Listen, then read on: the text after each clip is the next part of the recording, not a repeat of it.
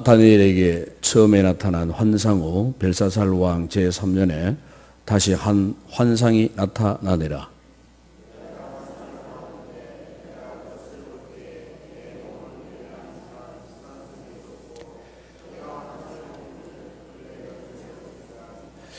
내가 눈을 들어본 적 강가에 두 뿔 가진 순양이 섰는데 그 두 뿔이 다 길었으며 그 중 한 뿔은 다른 뿔보다 길었고 그 긴 것은 나중에 난 것이더라.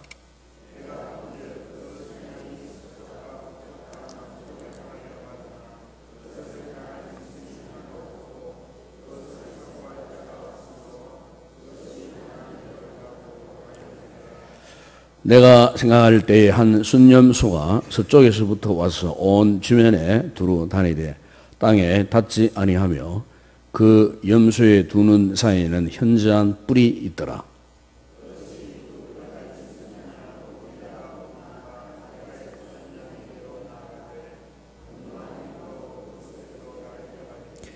내가 본적 그것이 순양에게로 가까이 나아가서는 더욱 성내어 그 순양을 쳐서 그 두 뿔을 꺾으나 순양에게는 그것을 대적할 힘이 없으므로 그것이 순양을 땅에 엎드러뜨리고 짓밟아서나 순양을 그 손에서 벗어나게 할 자가 없었더라.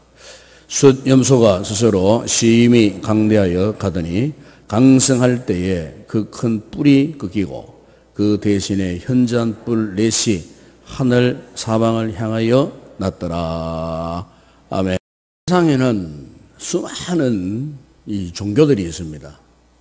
그래서 참 각가지 각색의 이 종교들이 있습니다. 그런데 그런 이 타 종교하고 우리 기독교를 구별할 수 있는 가장 중요한 기준, 그 기준이 하나 있습니다. 그게 뭐냐면은 예언의 선포와 성취입니다. 예언이 선포되고 그리고 그 예언대로 성취되는 것이 있느냐 없느냐. 이를테면은 타 종교는 예언의 선포나 성취가 없습니다. 전혀 없습니다. 이를테면은 이슬람 경전인 코란을 봐도 그렇고 유교의 경전 또 불교의 경전 이런 것들은 그냥 삶의 철학이나 삶의 원칙 그리고 세상을 이렇게 밝히 바라보는 예지 또 아니면 도덕적인 윤리적인 그런 가르침은 있는데 그 예언에 대한 선포와 성취는 그들 경전 가운데 전혀 없다는 것입니다.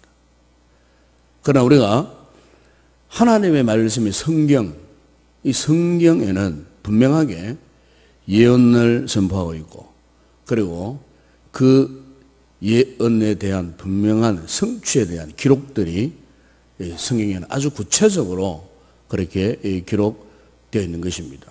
1600년 기간 동안 성경이 기록되어졌잖아요. 창세기에서부터 마지막 계시록까지 1600년 동안 수십 명의 성경의 저자들을 통해서 그 말씀이 성령의 감동을 받아 기록되었지만은 그 상황, 그 시대 각 사람이 다 다르지만은 그 예언에 대한 통일성 그리고 그 성경에 기록된 그 예언의 말씀들이 구체적으로 다 낱낱이 과거 역사나 또 아니면 장차 이루어질 돌아올 그 역사에 그 응답되어질 그런 사실들이 아주 성경은 구체적으로 그렇게 기록을 하고 있다는 것입니다. 그래서 과학자들도 이 성경책에 대한 내용들을 부인할 수 없다는 거죠. 왜냐하면 과학적으로 보더라도 그 모든 예언들이 이미 성취된 예언들이 수다하게 많고 또 앞으로 또 성취될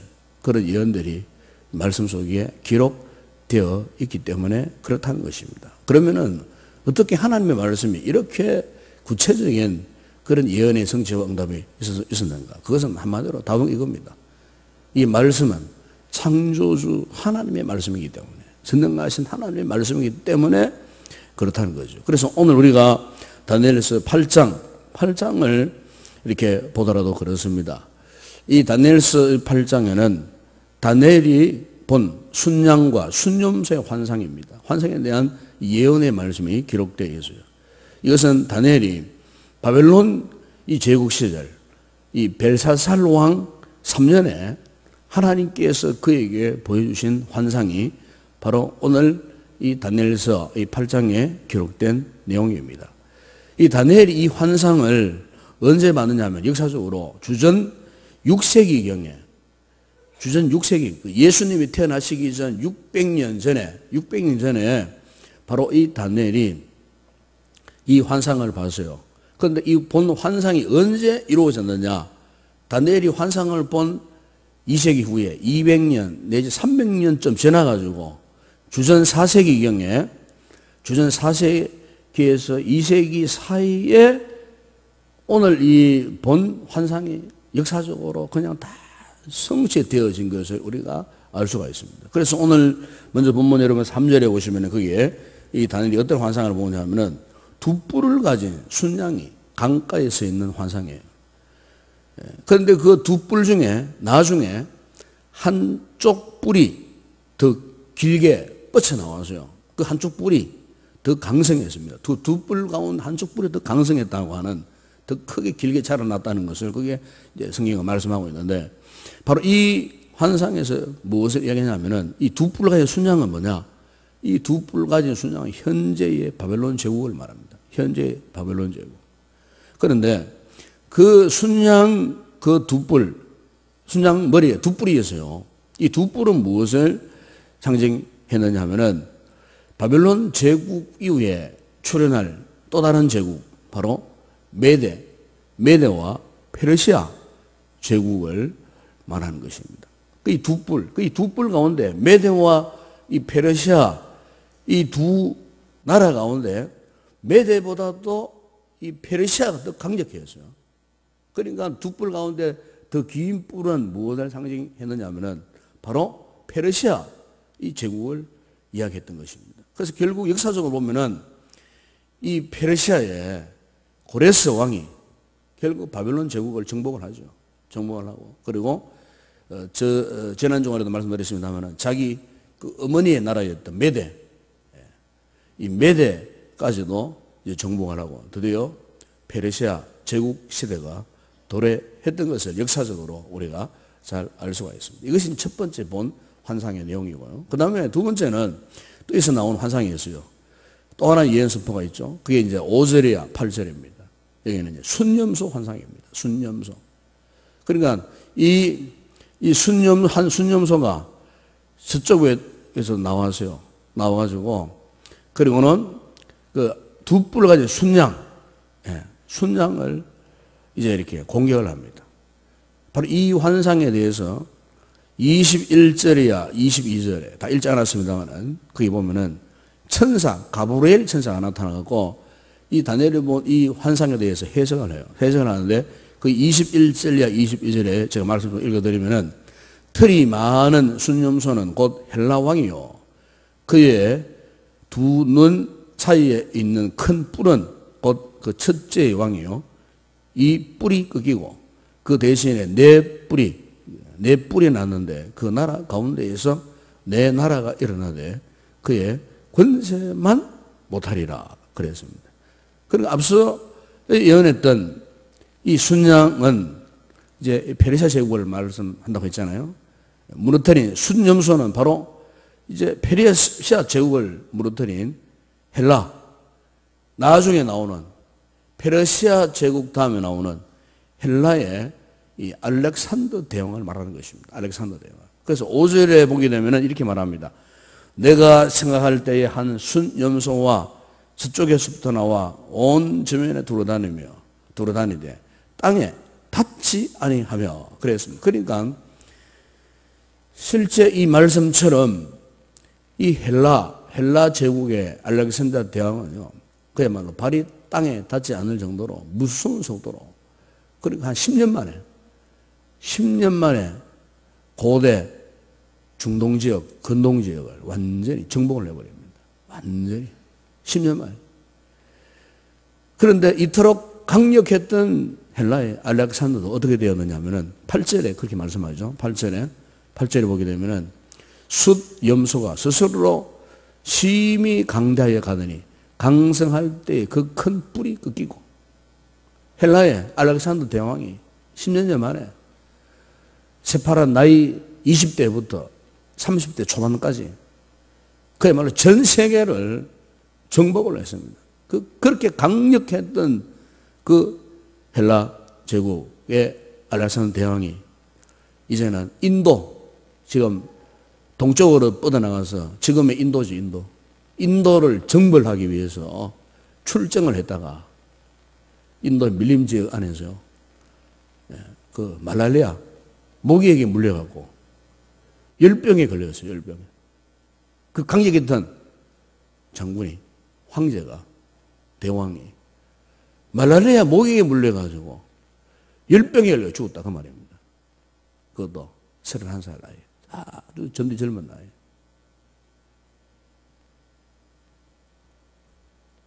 그러니까 성경은 이것까지 예언하고 있는 거예요, 지금. 이것까지도. 헬라 제국의 알렉산더 대왕이라는 존재가 출현했다가 불과 젊은 나이에 얼마 가지 못해서 그 나라가 쇠퇴하고 그 역시도 역사 흔적에서 죽을 거잖아요. 사라질 것이야. 그래서 이제 그가 죽은 다음 헬라 제국이 어떻게 되었는가? 이것까지도 오늘 성경은 예언을 하고 있어요.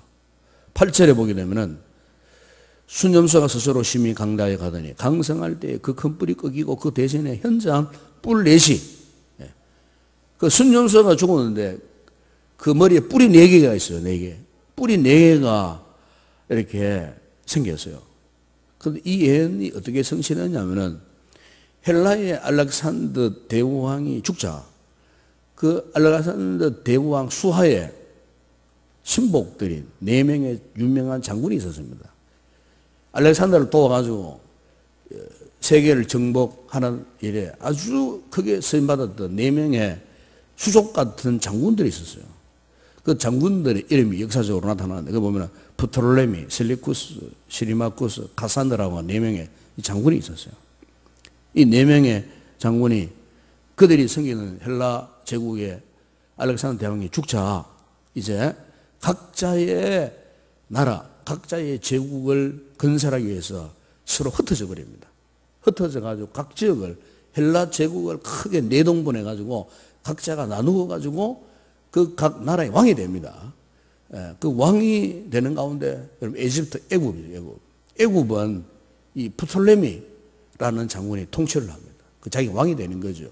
그래서 유명한 애굽의 프톨레미 왕조가 생겨나는 겁니다. 애굽 지역을 다스려가는. 그리고 지금 시리아죠. 지금 시리아예요. 아수르족 시리아. 이 시리아는 셀레쿠스라고 하는, 현재 팔레스틴 지역이죠.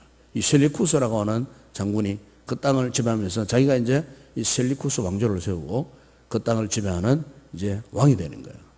그리고 이제 또 트레이스라는 지역이 있습니다. 여기는 리시마쿠스라고 하는 또 장군이 그 지역을 장악하고, 그리고 본래 헬라의 본토였던 마게도니아는 카산드라고 하는 장군이 그 이제 마게도니아 지역을 다스려가면 자기가 이제 왕이 되어집니다. 그래서 그 거대했던 헬라 제국이 알렉산더가 죽음으로써 4나라로 완전히 분리되어 버려요. 이걸 이제 성경은 4뿔, 그 순념수의 머리에 생겼던 4뿔을 상징하는 거예요.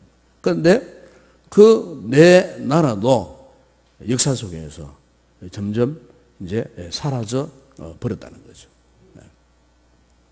그리고 오늘 본문 9절이나 10절에 보게 되면 다니엘이 또 단 하나의 또 환상을 보죠. 그 보면은 그것은 순념소 이마에 있던 4개의 뿔 가운데 1개의 뿔에, 1개의 그 뿔에, 4개 가운데 1개의 뿔에 그 뿔 사이에 또 작은 뿔이 또 하나 생겼어요. 좀 복잡합니다. 오늘 내용이 조금. 제가 가능한 쉽게 좀 설명드리려고 하지만 4개의 뿔 가운데 1개의 뿔이 있는데 그 1개의 뿔 사이에 또 작은 뿔이 하나 생겨요. 그 작은 뿔이. 그 작은 뿔이 무엇을 했느냐면은 성경은 그렇게 말씀합니다. 10절에 하늘 군대를 짓밟고, 여기 하늘 군대는 뭐냐? 하나님 나라. 그러니까 하나님의 백성들, 그 이스라엘 백성들을 말합니다. 이스라엘 백성들. 하나님의 이 통치와 다스림을 받는 이스라엘 백성들. 그 이스라엘 백성들을 짓밟습니다. 그 작은 뿔이 나타나가지고. 그러니까 이스라엘 백성들이 장차 큰 비판을 받을 것을 지금 예언하고 있는 거예요. 이 작은 뿔이 큰 비판을 받습니다. 큰 비판을 합니다. 이스라엘 백성들을. 실제로 이 예언이 역사적으로 성취되는데 어떻게 성취되냐면은 그 헬라 제국이 아까 이야기했죠. 4개의 나라로 불려지는 가운데에 시리아 지역, 현재 이스라엘 지역, 그 시리아 지역을 현재 다스렸던 셀리쿠스 왕조에 안티오쿠스 4세 왕이 있었어요. 안티오쿠스. 유명한 아주 이 안티오쿠스 4세는 역사적으로 굉장히 악랄하기로 유명한 왕입니다. 그런데 이 안티오쿠스 4세가 이 팔레스틴, 지금 이스라엘 땅 이쪽 근동 지역이죠. 중동 지역, 근동 지역을 다스린 왕이었어요. 그런데 이 안티오쿠스 4세가 이 주변국들을 엄청나게 비판을 해요. 특별히 이스라엘 백성들을 엄청나게 그가 비판을 했습니다. 주전 169년에 예루살렘 성을 침공을 했습니다. 예루살렘. 그래서 예루살렘 성전의 기습에 들어가고 그 성전 안에 있는 지성소에 있는 모든 금은 기병들을, 성물들이잖아요. 금은 기병들을 다 약탈해 갔습니다. 그리고 주전 167년부터는 본격적으로 당시 하나님을 섬기고 있던 이스라엘 백성들을 말로 표현할 수 없는 아주 흉측한 그런 핍박을 시작하기 시작했습니다. 이때가 언제냐면은 성경에는 이것이 나타나지 않아요. 여러분 성경 역사 가운데에 사라진, 언급하지 않는 역사가 있어요. 그 역사가 있는데 그거 언제냐면은 말라기 선지자 이후부터 마태복음이 기록될 그 어간에 말라기서와 마태복음 그 사이, 이걸 소위 이제 우리가 이제 역사적으로 신구약 중간기라고 합니다. 중간기. 신구약 중간기. 신구약 중간기 역사에 대해서는 성경에 언급하지 않고 있어요. 그 역사학자들이 이제 연구를 많이 해서 여러 가지 많은 역사적 사료들을 가지고 연구를 많이 했는데 많이 한 결과 이제 그 신구약 중간기 역사 속에 있었던 그 내용들, 특별히 이제 유대인들의 그 외경 가운데에 마카비서라는 마카비서라는 책이 있습니다. 마카비서. 그 마카비서에 보게 되면은 유일하게 이 신구약 말라기와 그리고 마태복음 사이에 한 300년 내지 400년 사이에 없었던 그 역사적인 기록을 그 마카비서에는 기록을 하고 있는데 그 마카비서에 보게 되면은 바로 그 안티오쿠스 4세 왕이 이스라엘 백성들을 어떻게 핍박을 했는가에 대한 기록이 남아 있어요. 거기 보면은 이 안티오쿠스 4세 왕이 유대인들의 유월절 안식일 제도를 완전히 금지시켜 버립니다. 그리고 유대인들의 하나님의 은혜의 표징인 할례 의식도 금지해 버립니다. 그리고 율법의 사본을 가진 사람들을 다 붙잡고 율법의 모든 사본들을 다 불태워버려요. 그래서 유대인들이 율법의 사본들이 희귀하게 된 이유가 여기 있어요.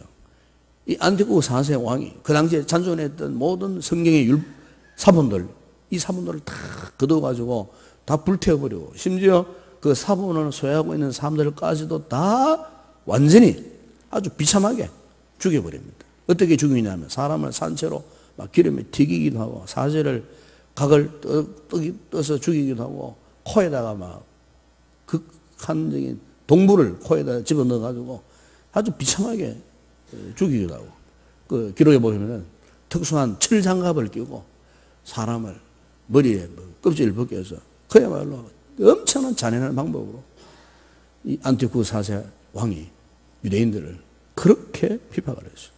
심지어 주전 167년 12월 16일 이 역사적으로 딱 기록이 남아있는 얘기이기 때문에 날짜까지 나옵니다.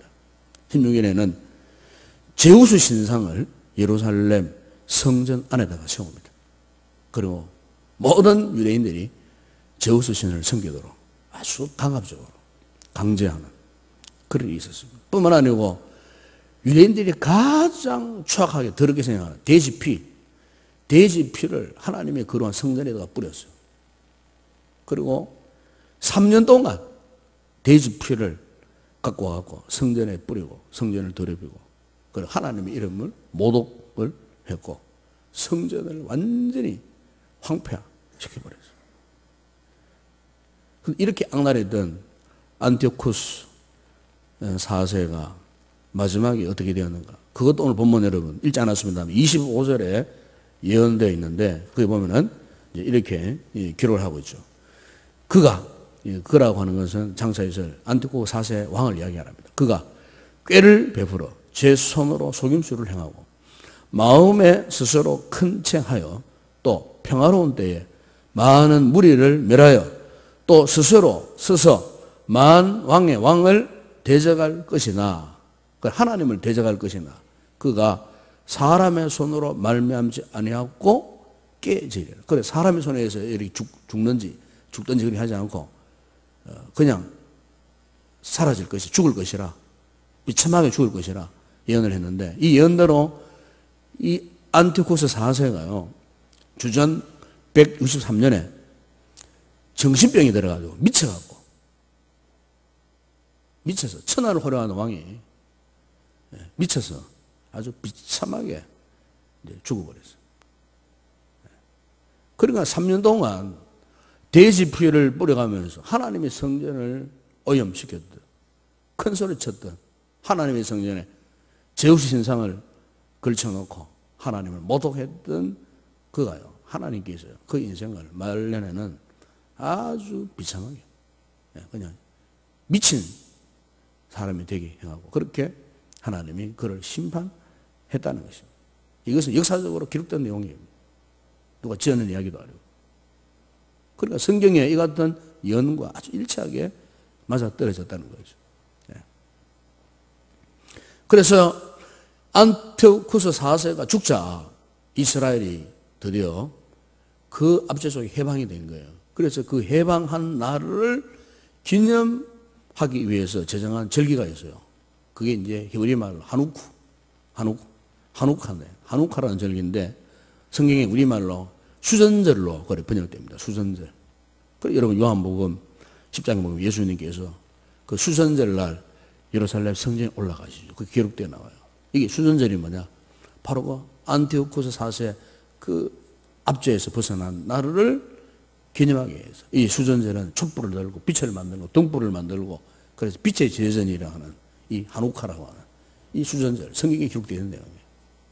그래서 이스라엘 백성들이 이때가 지금도 마찬가지예요. 지금도 이 절기에 오면은 빛을 밝히고 불을 밝히고 그렇게 해서 참 그 압제에서 해방되었던 것을 지금도 그들은 이제 기념을 하고 있다는 것입니다. 여러분 오늘 이제 이 말씀들 사실 예언의 말씀들은 상당히 우리가 해석하기 힘들고 또 들어도 뭐가 뭔지 잘 모르는 혼란스러운 그런 내용들입니다만은 그러나 왜 우리가 이 말씀을 다니엘서를 묵상하면서 그 말씀 묵상해야 되느냐? 중요한 목적이 있죠.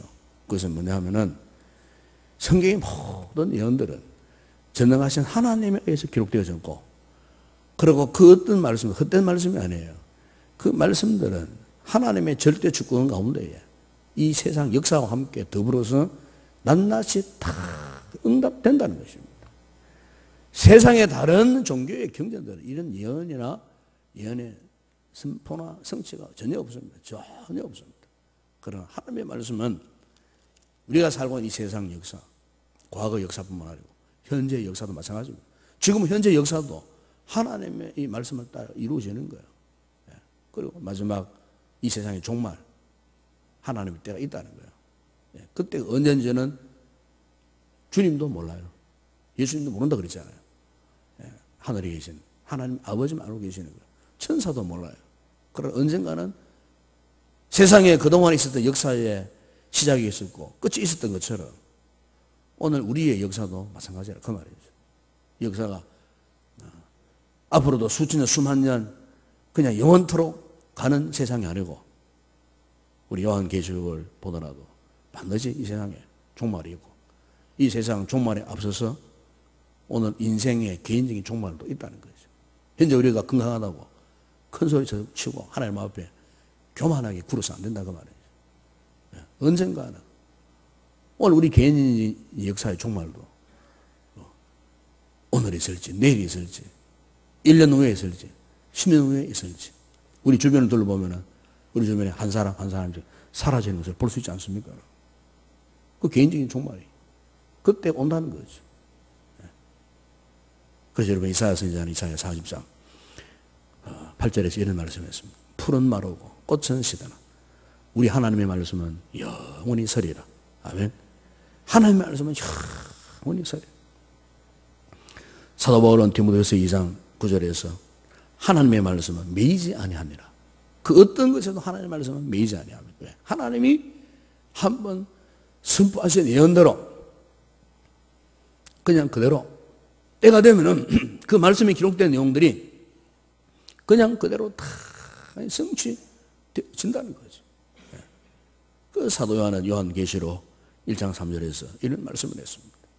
이 예언의 말씀을 읽는 자와 듣는 자와 그 가운데에 기록한 것을 지키는 자는 복이 있나니 때가 가까움이라. 아멘. 이 예언의 말씀을 지키는 자가 복이 있다고 그랬습니다. 순종하는 자가 복이 있다고 그랬습니다. 믿는 자가 복이 있다는 말입니다. 왜? 때가 가깝기 때문에. 그렇습니다. 오늘의 이 놀라운 주님의 예언의 말씀 오늘 우리의 삶 속에서도 지금 이루어지고 있다는 것입니다. 이것을 믿으시기 바랍니다. 우리의 생애 속에 그대로 응답되고 성취되어지고 우리가 이 세상을 떠난 다음에도 마지막 그 심판의 때까지 하나님의 말씀은 영원토록 세워지고 그리고 모든 예언들이 마지막 그 시점까지 이루어지고 성취되어지는 하나님의 이 귀한 말씀. 우리 이 말씀 속에서 우리가 신앙으로 정말 우리가 살고 있는 동안에 이 역사 속에서 정말 주역이 되고 특별히 하나님 나라의 주인공들이 다 되어지는 그런 아름다운 성도들이 되기를 주의 이름으로 축원합니다. 기도하겠습니다. 거룩하신 우리 아버지 하나님 감사합니다. 우리가 주의 말씀은 살아있고 영원함을 믿습니다. 그 어떤 말씀도 헛된 말씀이 아니고 우리 시대 아니면 다음 세대에 이 역사가 끝나는 그 순간까지 하나님의 말씀은 영원토록 세워지고 그 예언대로 성취되어지는 전능하신 하나님의 말씀임을 우리가 믿습니다. 아버지 이 말씀이 우리의 삶의 유일한 삶의 규범이요 우리의 삶의 표준이 되었음을 믿습니다. 아버지 우리가 이 말씀을 듣고 지킬 때에 복이 있다 하신 것처럼 아버지 하나님 우리가 이 말씀 앞에 절대 믿음을 가지고 이 말씀 위에 굳건히 서서 우리 인생의 종말이 언제인지 모르지만 이 역사의 종말이 언제인지는 모르지만 그러나 우리가 말씀을 믿고 신뢰하는 가운데 우리가 살아있는 역사 속에서 역사의 주역들이 되고 특별히 하나님 나라 확장하는 일에 쓰임받는 우리 모든 성도들이 되어질 수 있도록 은혜를 베풀어 주시옵소서. 예수님의 이름으로 기도드리옵나이다. 아멘.